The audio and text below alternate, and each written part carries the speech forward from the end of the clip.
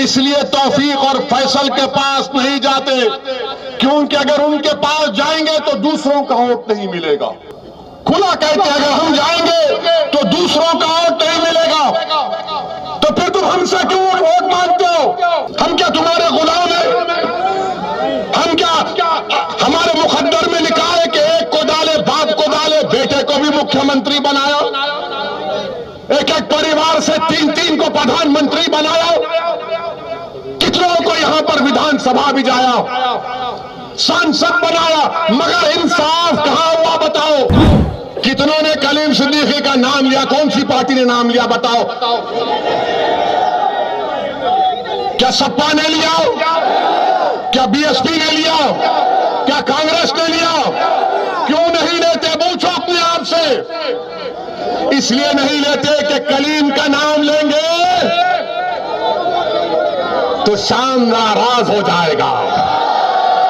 3 election Akhilesh Yadav हार चुके हैं, और अगर आप अपने वोट की कीमत और अहमियत को नहीं समझेंगे तो फिर नुकसान आपका होगा, अखिलेश यादव का नहीं होगा। आरजेडी लालू और कांग्रेस के राहुल एक तरफ दोनों लड़ रहे हैं, और अगर कल वहां पर जेडीयू जीत जाएगी तो किस पे इल्जाम लगाएंगे? इल्जाम ये लगाएंगे नहीं असदुद्दीन ओवैसी लड़ा नहीं, मगर किठौर में भड़काऊ भाषण दिया, उसका असर बिहार में हो गया।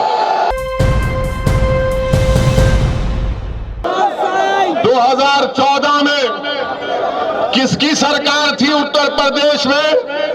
अखिलेश की थी ना। तो अखिलेश के परिवार के 5 लोग जीते, 5 जीते, और बीजेपी जीत गई पूरा। क्यों जीती बीजेपी? क्यों जीती बीजेपी?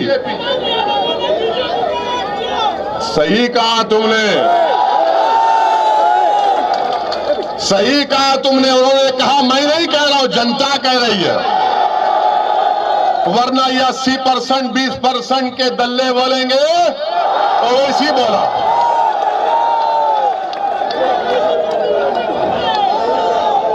दो 2017 का विधानसभा हुआ, क्या आपने बीजेपी को वोट नहीं दिया तो कैसे योगी मुख्यमंत्री बन गए? कैसे बने योगी मुख्यमंत्री बताओ? आपसे सवाल नहीं कर रहा हूं, मैं उन लोगों से कर रहा हूं जो असदुद्दीन ओवैसी पर उंगली उठाते हैं। हम जब दलाल देते हैं, प्रूफ देते हैं, तो इनकी जबान खामोश हो जाती है और खामोश बैठ जाते, समझ में नहीं आता कि इससे कैसे मुकाबला करें। 2019 का लोकसभा का चुनाव हुआ, ये मीरठ की पार्लियामेंट की सीट है ना, ये मीरठ, ये किठौर मीरठ सांसद की विधानसभा लोकसभा में आता है ना। बताइए आप, क्या आपने जब बीजेपी को वोट नहीं दिया कैसे जीत गया? यहां से वो कैसे जीत गया? अखिलेश यादव ने 3 इलेक्शन हार गए। अखिलेश यादव 14 का, 17 का और 19 का 3 इलेक्शन अखिलेश यादव हार चुके हैं, और अगर आप अपने वोट की कीमत और अहमियत को नहीं समझेंगे तो फिर नुकसान आपका होगा, अखिलेश यादव का नहीं होगा।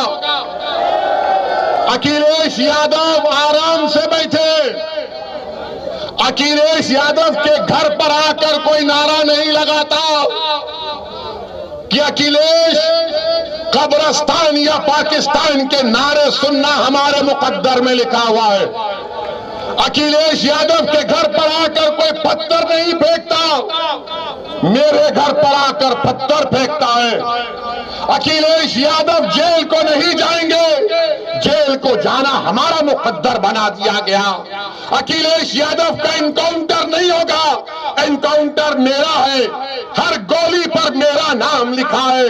अखिलेश यादव के बच्चे सुनो मेरी बात को, अखिलेश यादव के साथ ही उनकी औलाद अच्छे बड़े स्कूलों में पढ़ेगी।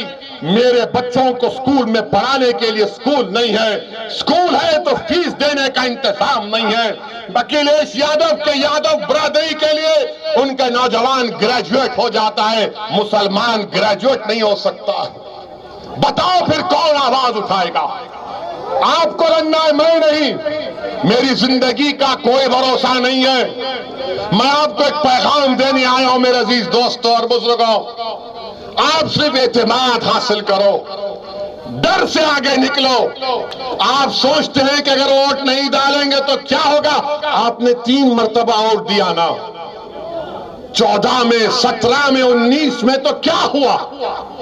इनका वोट मोदी के गोद में बैठकर इनका वोटर चाय पी रहा है। ये हकीकत है, मैं आपको बयान कर रहा हूं। मेरे अजीज दोस्तों और बुजुर्गों, जो लोग हम पर इल्जाम लगाते हैं, बताओ इन दलील जो दिया हूं ये सच है या झूठ है? इस पर कोई जवाब नहीं दे सकते। बिहार में हम इलेक्शन लड़े तो बिहार के असेंबली के इलेक्शन में भी यही 80-20% के लोग शुरू हो गए। ओवैसी लड़ रहा है, बीजेपी आ जाएगी, बीजेपी आ जाएगी। बिहार में आरजेडी और कांग्रेस और माले का अलायंस हुआ। करीब 70 सीट पर कांग्रेस लड़ी और मजलिस 19 सीट पर लड़ी। 19 में हमने 5 पर कामयाबी हासिल की और जो बचे सीटें थी उसमें 9 पर कांग्रेस और राजद कामयाब हो गए, 6 पर नीतीश और मोदी कामयाब हो गए। हमारी वजह से नहीं हुए। अब बिहार में 2 विधानसभा का बाई इलेक्शन हो रहा है। जो बिहार में ओवैसी को गालियां देते थे, क्या क्या बकवास बकते थे, क्या क्या इल्जामात मुझ पर लगाए, मैंने उन तमाम इल्जामात लगाने वालों को अल्लाह के हवाले कर दिया। अल्लाह फैसला करेगा उसका इंशाअल्लाह ताला। उस वक्त अब बिहार में 2 विधानसभा के बाई इलेक्शन हो रहा है। 30 नवंबर को पोलिंग है। 1 साल पहले तक ओवैसी को गाली देने वाले आज कांग्रेस और आरजेडी एक दूसरे का मुकाबला कर रहे हैं। बताओ आप, इनकी मुनाफिकत देखिए, इनका ड्रामा देखिए। आरजेडी लालू और कांग्रेस के राहुल एक तरफ, दोनों लड़ रहे हैं। और अगर कल वहां पर जेडीयू जीत जाएगी तो किस पे इल्जाम लगाएंगे? ये इल्जाम ये लगाएंगे, नहीं असदुद्दीन ओवैसी लड़ा नहीं मगर किठौर में भड़काऊ भाषण दिया, उसका असर बिहार में हो गया। अरे पापियों, अगर 50 साल का बच्चा शादी नहीं करता तो मैं जिम्मेदार? कल भैंस और गाय दूध नहीं देगी तो मैं जिम्मेदार? सुबह में मुर्गी तहज्जुद में बांग नहीं देगी तो मैं जिम्मेदार? अरे तुम्हारी कमजोरियां, तुम्हारे झूठ, तुम्हारी मक्कारी तुमको इंशाअल्लाह एक दिन तबाह बर्बाद कर रही है।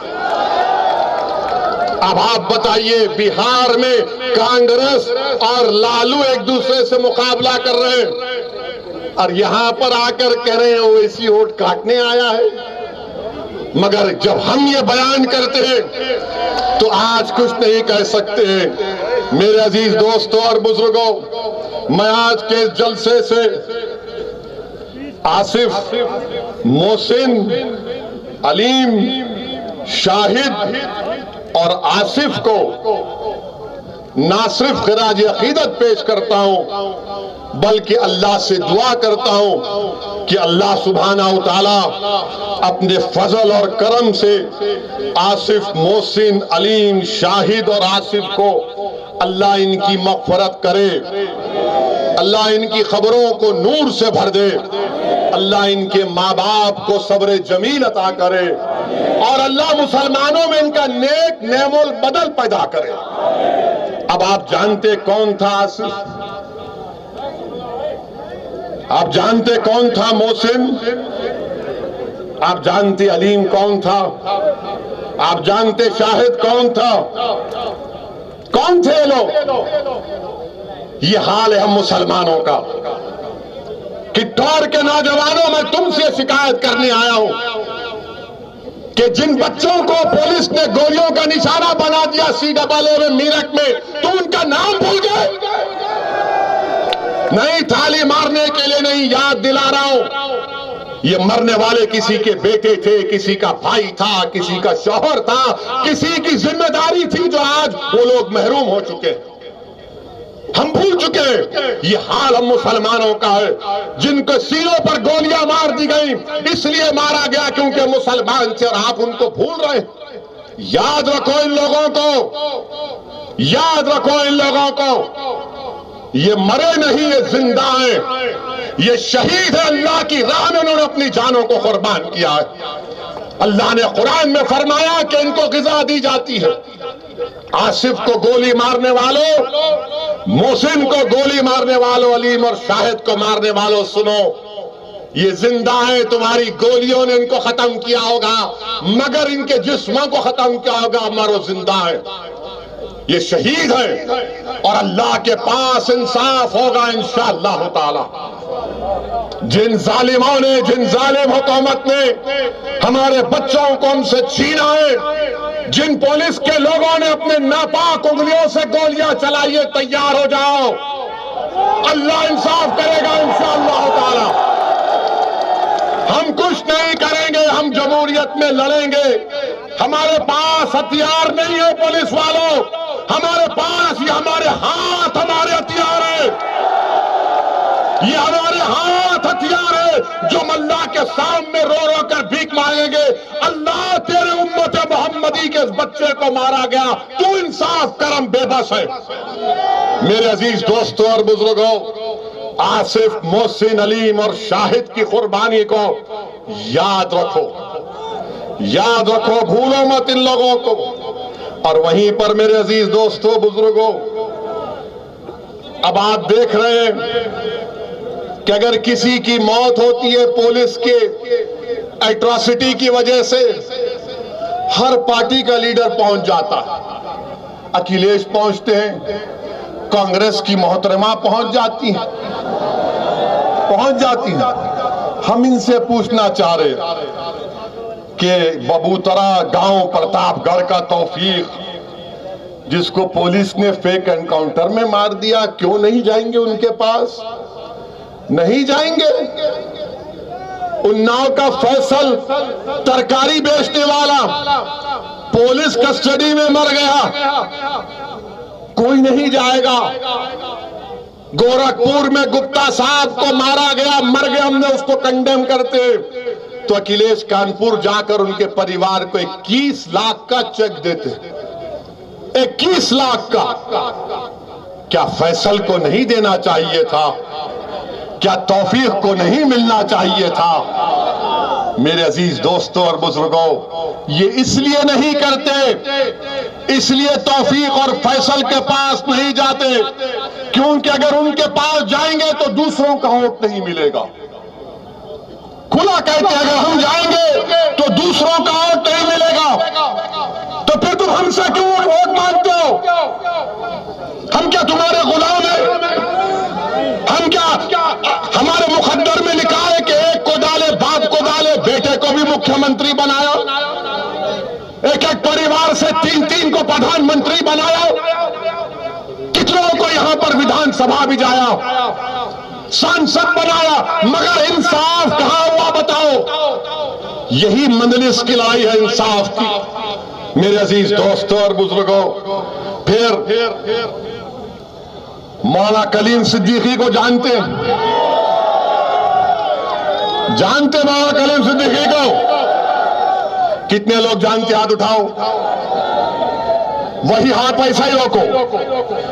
कितनों ने कलीम सिद्दीकी का नाम लिया? कौन सी पार्टी ने नाम लिया बताओ? क्या सपा ने लिया? क्या बीएसपी ने लिया? क्या कांग्रेस ने लिया? क्यों नहीं लेते? पूछो अपने आप से।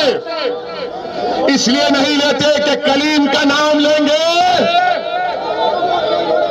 तो शाम नाराज हो जाएगा। अगर कलीम का नाम लेंगे तो शाम नाराज हो जाएगा। अगर कलीम का नाम लेंगे तो योगी नाराज हो जाएगा। अगर कलीम का नाम लेंगे तो मोदी नाराज हो जाएगा। इसीलिए कलीम का नाम नहीं लेते। मेरे अजीज दोस्तों और बुजुर्गों, हम ही तो बोल रहे हैं मौला कलीम सिद्दीकी के बारे में, ये लोग नहीं बोलेंगे। ये कैसा बोलते हैं? इनके पास जो इनके मुस्लिम दुम छल्ले जिसको कहते हैं, इनको बुलाते हैं कमरे में, अकेले बात करके बोलते हैं, देखो तुम एक बयान दे दो। आज ओवैसी ने किस दौर में कहा तुम एक छोटा सा बयान दे दो। जब वो बेचारा मुसलमान हिम्मत करके कहेगा नेताजी आप कह दीजिए ना, हमारा मुसलमान खुश हो जाएगा, तो बोले नहीं नहीं नहीं, अगर हम बोलेंगे तो मोदी और योगी नाराज हो जाएंगे, उनका वोट नहीं मिलेगा। मगर हम वोट डालने वाले हैं। आप 3 इलेक्शन में वोट डाले, 14, 17 और 19, 22 में वो गलती मत करो। आप दोबारा वो गलती मत करिए खुदा के लिए। हमारा मामला क्या है मुसलमानों का? हमारे घर में आग लगी है, हमारे घर में आग लगी है, और हमारे घर से दूर 200 कोस पर एक आवाज आती है, अरे हमारा घर जल रहा है। तो मुसलमान क्या कर, अरे पहले उसका घर जाके आग बुझाऊंगा। और हम वो घर को आग बुझाते हैं, वो घर वाले को बचा लेते हैं, जब वापिस आते देखते उसका घर खंडेर बन चुका है, राख में सब जल गया। अब घर को बचाना है, घर को किसी को जलाने नहीं देना है, घर पर आंच आने नहीं देना है, घर की दीवार को सलामत रखना है। और दीवार उस वक्त सलामत रहेगी नौजवानों जब तुम सलामत रहोगे। घर की इज्जत उस वक्त सलामत रहेगी जब बुजुर्ग नौजवानों की सरपरस्ती करेंगे। घर पर आज जब आय नहीं आएगी जब उस घर की मां और बहनें कहेंगी कि बेटे तू इस घर का मुहाफिज है, तू ठहर जा घर के सामने और इस घर पर किसी को हमला करने मत दे।